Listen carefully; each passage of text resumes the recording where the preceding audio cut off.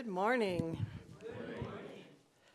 I am so grateful to see so many people out on daylight savings the first Sunday. For some reason, that's always the Sunday I speak, and it's a challenge. And look at all of you. That's fabulous. Thank you so much for being here. Especially thank you to our travelers who are on a totally different time as well. So here you all are. Well, last week we started looking at this month's focus or topic, living with spiritual integrity. And last week, the focus was on that inner integrity that we have, that inner strength, that structural integrity that we build through our spiritual practice. And I invited everyone to take on the challenge of increasing their inner spiritual strength by taking on additional practices or enhancing their spiritual practice. Just raising that bar a little bit more. Well, this week, several of us had the opportunity to practice our spiritual strength because many people I heard from this week experienced loss of someone dear to them, including myself. My friend I mentioned last week passed on Wednesday. And so we had that actually as our focus during the Healing Consciousness group, how we heal through that kind of loss, how we continue to hold on to our strength in the midst of this wonderful human experience that we're all having. And so I do want to let you know that I will be attending 2 memorials this month. I was gifted a ticket on the last Sunday as well to go be at my friend's memorial. So I know you all are going to be in great hands on those 2 weekends. I'm looking forward to hearing what the folks have to say on this topic through YouTube, which you all can do. If you want to continue this, if you're traveling, whatever, you can continue to hear what others have to say on this topic of living in spiritual integrity. So today we're going to focus on the other aspect of the word integrity, the part that I've been really excited about getting to. That part that says the quality of being honest and having strong moral principles, moral uprightness, and then I like this idea of internal consistency. We're going to look at how we take that inner structure, that inner integrity, and bring it into our outer world. We take it out and let it be how we express that true self that we are in the world. Now, I know one of the words that was used in both of those descriptions, moral principles and moral uprightness, that word moral can be a little jarring maybe for some of us, because one of the things that attracted me to religious science was the fact that we in religious science don't dictate what moral behavior looks like. We don't dictate how you outwardly express that spirit that's within you. And the word moral actually means to be concerned with the principles of right and wrong behavior and the goodness and badness of human character. That's one definition. And what we teach is that every person, everyone is an expression of God. Therefore, everyone at their very essence and core is good. And that there's a wide variety of ways that one can express in and through all of us. Therefore, you'll find that religious science churches tend to be open to a wide variety of people, and often sometimes groups of people that are shunned by other communities. We tend to shy away from, to say we don't want to judge in this experience, and we don't teach about a judgment in the hereafter. And so another definition for moral is a person's standards of behavior or beliefs concerning what is and is not acceptable for them to do. And I think that's the definition we tend to adhere to most. Notice that it talks about the person's standards of behavior and what is acceptable for them to do.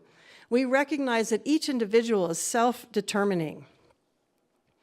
Each person is trusted to go within and figure out what it is through that inner guidance that is correct or right for them to do in their life. I've had times when people ask me, well, what do you teach about divorce or adultery or abortion? And you won't find anything said specifically on any of those topics or others similar. We don't outline specific bad or good behaviors. We again take it to the idea that each person is one with the one, and that they can go within and determine, is this correct for me? Is this the direction or the choice that I need to make? Now, one thing the centers do is they will take a stand for what they support in regard to the principles that we teach.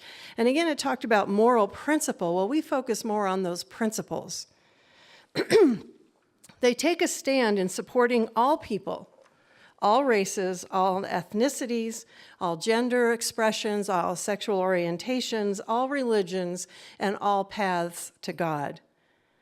And I have not ever heard of a path to hell. We teach a path to God. The only path to hell that you might experience would be the one that you might happen to create for yourself right here. And that's based on your own decisions and your own experience of that.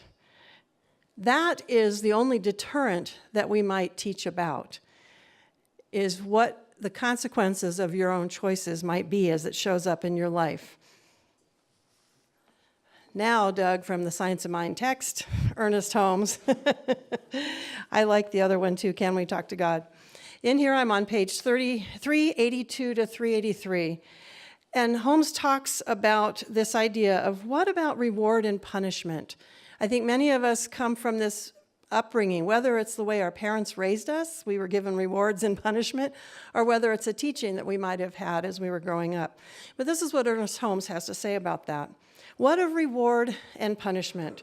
Shall we be rewarded for our virtues and punished for our shortcomings?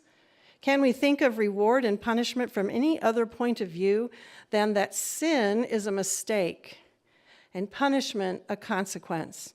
The virtue and righteousness must find their corresponding effects in our experience. God neither punishes nor rewards. Such a concept of God would create an anthropomorphic dualism, a house divided against itself. Such a house cannot stand. Life is a blessing or a curse, depending on how it is that we make use of it.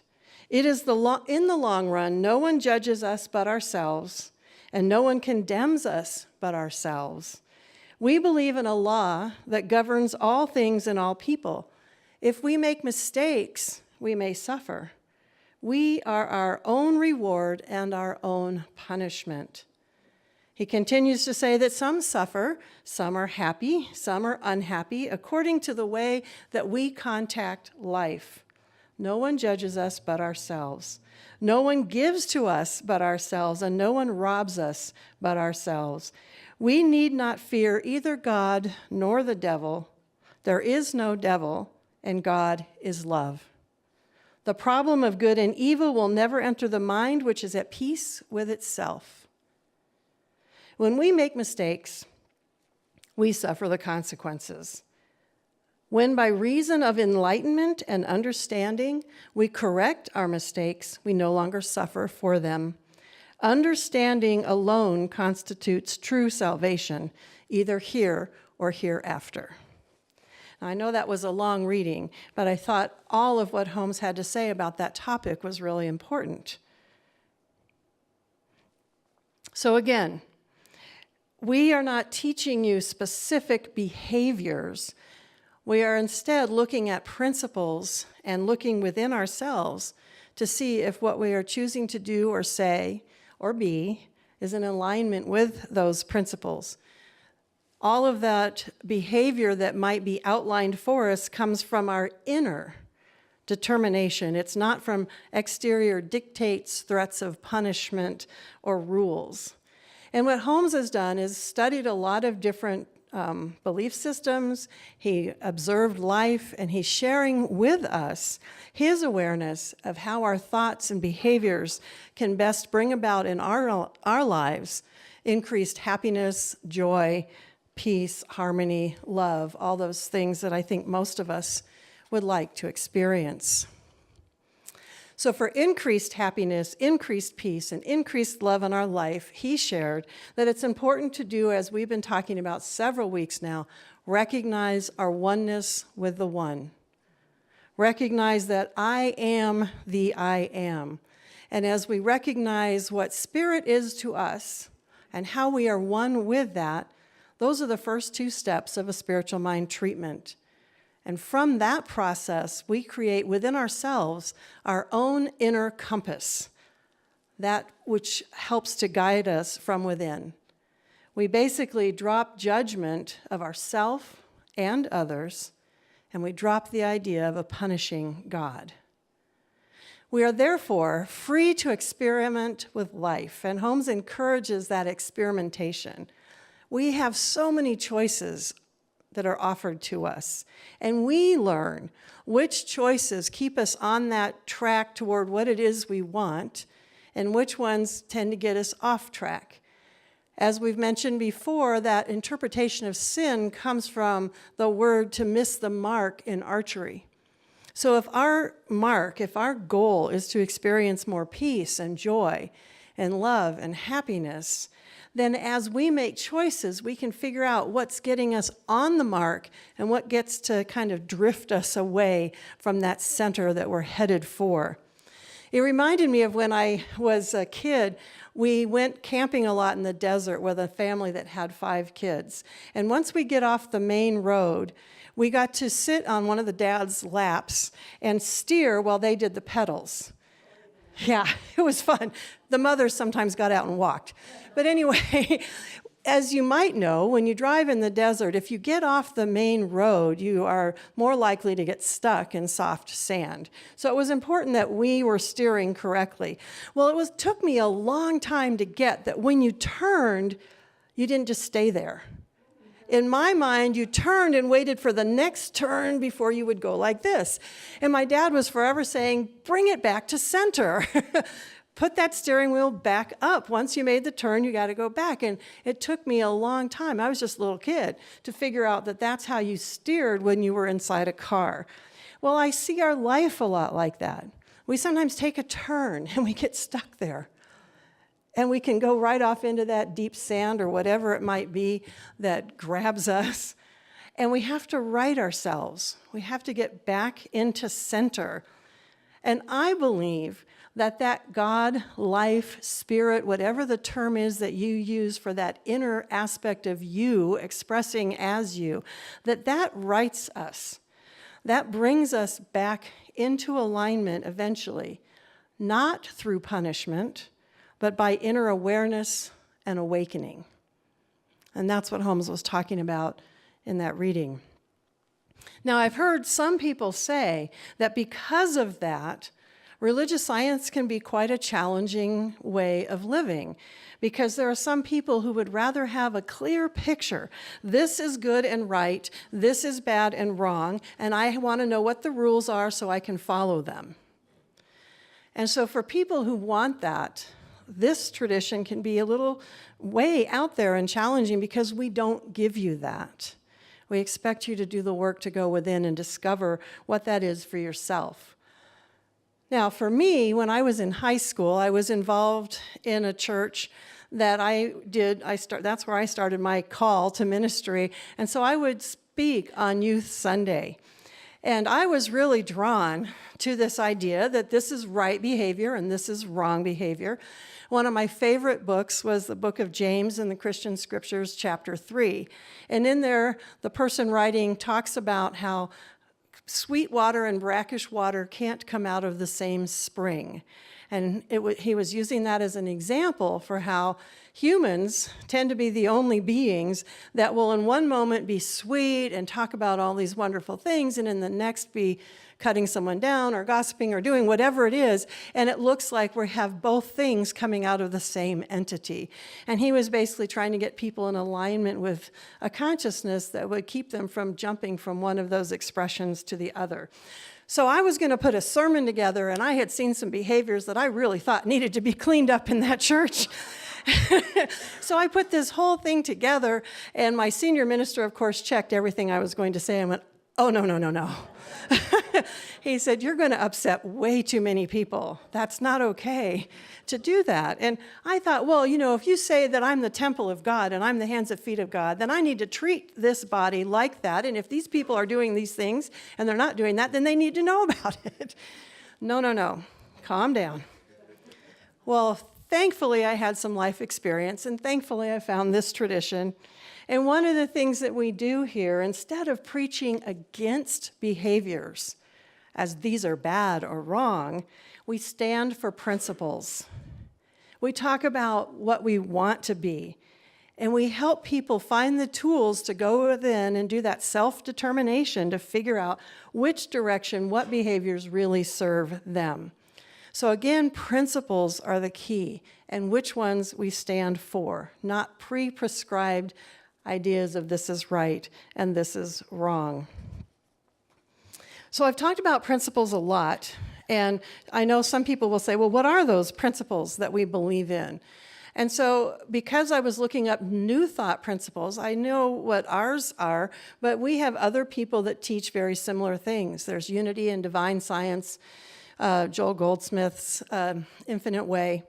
And so I looked up New Thought principles, and I sort of couched them together, and I'm not going to read you the entire thing, but if anyone wants a copy, let me know after the service. I'm just going to pick a few and listen to what it is we're saying in these principles and see where you hear any direction for behavior or where it is that we're leaving you open to make those decisions. So the first one, that again, all three of them were very similar, it's just little changes in wording. We affirm God as mind, infinite being, spirit, ultimate reality. True human selfhood is divine. Our essence is of God, therefore we are inherently good. Divinely attuned thought is a positive force for good. We affirm the unity of God and humanity in that the divine nature dwells within and expresses through each of us by means of our acceptance of it as health, supply, wisdom, love, life, truth, power, beauty, and peace. Right thinking has a healing effect. Through prayer and meditation, we align our heart-mind with God. We affirm that we are all spiritual beings dwelling in a spiritual universe that is governed by a spiritual law, and that in alignment with spiritual law, we can heal, prosper, and harmonize. Through thoughts, words, and actions, we live the truth we know. We affirm the freedom of all persons as to beliefs, and we honor the diversity of humanity by being open and affirming of all persons, affirming the dignity of human beings as founded on the presence of God within them, and therefore the principle of democracy. We affirm expression of the highest spiritual principle in loving one another unconditionally, promoting the highest good for all, teaching and healing one another, ministering to one another, and living together in peace in accordance with the teachings of Jesus and other enlightened teachers. And finally, we affirm our evolving awareness of the nature of reality and our willingness to redefine our beliefs accordingly. And there's more. That was just some of it. But those are the kinds of principles that we teach. And once we teach those, then each person is allowed to figure out how it is then they can be in alignment with those and express them in their life. And again, they're a choice. This is a choice. In college, I had a roommate who lived in Iowa. I was in school in Iowa, and she took me home to the farm. It was my first farm experience. And eventually, her parents told us that the downfall of the nation was when women started wearing jeans. Well, at that point, she and I were both wearing jeans. It was my very first pair ever, and I was a little stunned by this. But what I started learning in college is that there were lots of different beliefs out there, and that those are what Ernest Holmes refers to as race consciousness, the aspect of the human race around us that we take on based on where we were born, where we were raised, the influences that we have. And so I started hearing about these different beliefs that were beyond me. I had never heard things like that before. Then I took some anthropology classes, and my little window of how the world is really started to expand. I started to see that there was a huge array of human behaviors. There were all kinds of choices and options for how families are structured, for the way people eat, what they even considered food, how it's prepared, how people dressed or not, how partnerships and unions were made. And so I decided way back then, once my little windows started to open, that if this God, this universe, created such a vast array of varieties and expressions, it didn't make sense to me that that same God picked this little group and said, you are doing it right, everyone else is doing it wrong, and they're all going to hell. And that's why I love religious science, because we look at this vast array and say it's all good. It's all God expressing. And we get to look within ourselves at what beliefs might we have carried on from our race consciousness. What is a human-created belief, and is it connected to one of these principles or not? And then we get to realign ourselves, redirect ourselves, look at the target that we're aiming for as our experience in life, and bring ourselves back into that spiritual integrity, that inner consistency with what it is we really believe, or what it is we choose now to believe. And then comes my favorite part of, I love the word integrity. Integrity is something I've worked many, many, many years at, staying in what I consider integrity. That's been part of my practice. And so the part that I really like is when we take that inner work, what's going on in our spiritual practice, and take it out into the world and into all aspects of our life. I had a friend years ago tell me that I could choose my response or reaction to any situation. And this is how she told me I could activate my own personal response. She said, you just ask yourself, how do I want to be in this moment? How do I want to be right now? No matter what's going on around me, I ask myself, how do I, the I of the I am, want to express in this moment? And I've added to that then asking myself, who am I? Who am I really, and how is that best expressed right now in this situation? Now, I don't know about you, but I was raised in a family where fairness was a really important value. They wanted to be fair between us kids. All the M&Ms were counted out. We each got a certain number. Literally, that's not an exaggeration. So fairness was a really strong value. And I think one of the things that happens when we have that idea of fairness as a value is we see getting even sometimes as making it fair. Well, you did this, then I'm going to do this. That balances out, and now we're even, it's fair.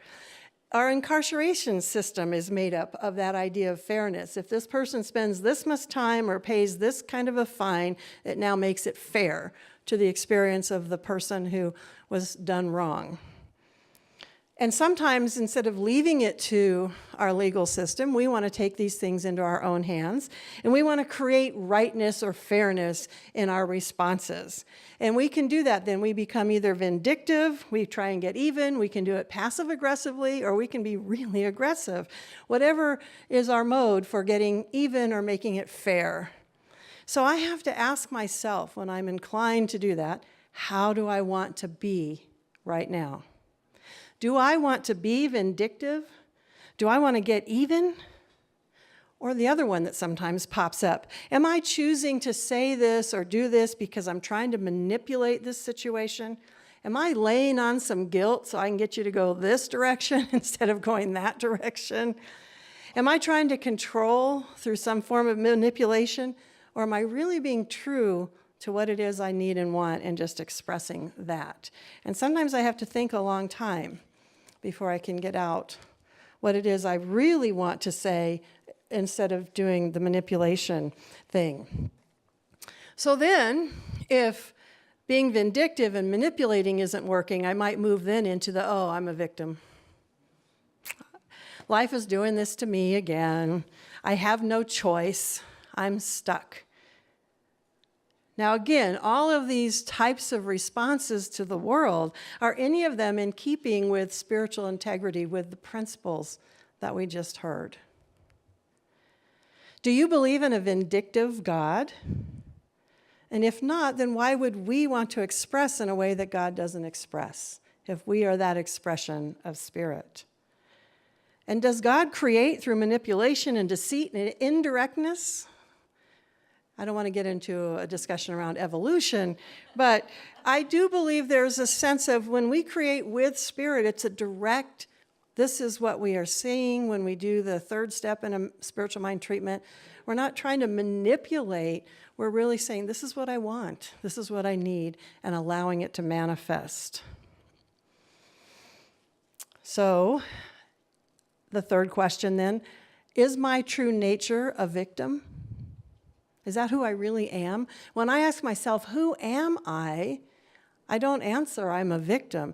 Now, I do know that some people are victimized. They experience something that doesn't feel good. Someone has aggressed against them. But that doesn't change the essence of their inner being to becoming a victim.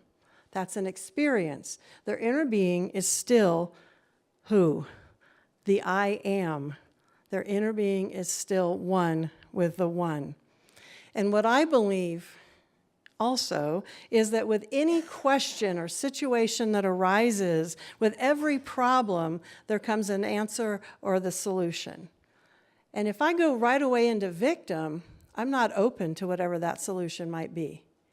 If I can remember who I am, I'm going to stay open to, okay, I'm one with the one. That means I'm one with the all-mind, the all-knowing. That means that somewhere in me is the answer that comes with this problem, the solution. And I open to hearing it, being inspired toward it, to seeing and affirming and finding the right people, whatever it might be. So instead of I'm a victim, I choose to affirm I am safe, supported, and supplied. I am safe, supported, and supplied. I have spiritual integrity, that inner spiritual strength, and I live by spiritual integrity, taking that inner strength out into the world. Therefore, I know that God and life and love is supporting me, is part of me. And I consistently work to move back to that inner compass and seeing what direction do I need to go now? What is my response from this truth? So I say, who am I? Some people say, whose am I? That might work for you. My intention is to live in spiritual integrity. So again, how do I want to be? No more can I say, oh, she made me do it, or he made me do it, or he's making me feel this, or she's making me feel this. I go within and connect with the truth of who I am, and then let my behaviors come from there. Now, that is my goal. It doesn't always happen, but that is what I've been working on for many years. Then the ultimate joy and challenge is to take that and bring it out into all areas of life. That's where that integrity of the continuity, consistency of what's going on internally goes out to all areas, whether it's work, school, with all aspects of my family, all groups of friends, out on the street, in stores, and also when people are serving us, how do we talk to those who are serving us, whether in a restaurant, behind a counter? Are we bringing the I am of the I am into all of those situations? We have a community commitment that we say here, and one of the lines is, we treat each other lovingly, gently, and with respect. Does that only apply to the us right in here? Or is that a principle that we can take out into the world and treat people lovingly, gently, and with respect? Is that principle and that way of being part of our spiritual integrity? So I've talked a lot about what spiritual integrity is. So I want to just ask one final question. Why? Why live in spiritual integrity? Why would we choose to do this? So, does anyone here not want to be happy? Has anyone chosen the path of unhappiness as their path? I didn't think so. I got a book. It's actually one that I got for free from subscribing to Spirituality and Health, and this came this week. And in here, this quote is by Daniel Nettle. The idea that we have a genetic set point for happiness from which we hardly deviate is no longer considered the whole story. There's pretty convincing evidence that we can retrain our brains and emotions to a far greater degree than was thought. True, some people are naturally sunny, but for many of us, happiness is a decision. We set an intention to be happy, then follow up with conscious effort, such as reframing negative thinking and becoming more flexible. Happiness is a posture toward life. I thought that was an interesting sentence. Happiness is a posture toward life. So what is the posture toward life that we choose? Ernest Holmes says, many people may be under the mistaken concept that metaphysical philosophy is attractive to people because it says God is good and everything is all right, therefore there's nothing to fear. This is far from the truth. What it says is, do you wish to be loved? Then stop hating. Do you want to be happy? Then be sure that you are never the occasion for unhappiness in others. So this is a teaching where Ernest Holmes has taken and shared with us his methods and his realizations for how it is that we can choose happiness, how we can find greater happiness in our lives. And as we deepen and uncover our inner compass, as we live with increased spiritual integrity, we increase our happiness. As our happiness increases, those around us are going to have their happiness increased, and we will feel more loved and more loving. All of that from really learning to live in integrity. We will not tell you how your life being lived in spiritual integrity should look, but we will be happy to share with you how it works for us. And we will share with you guiding principles and encourage you to discover your own inner compass. Over the next 3 weeks, I'm excited that we're going to hear from 2 practitioners and a wonderful person who's been a part of this center for many, many years, from Teresa Valenzuela, Larry Pass, and Lillian Pilot. All 3 of them are people who I've watched live their life in spiritual integrity.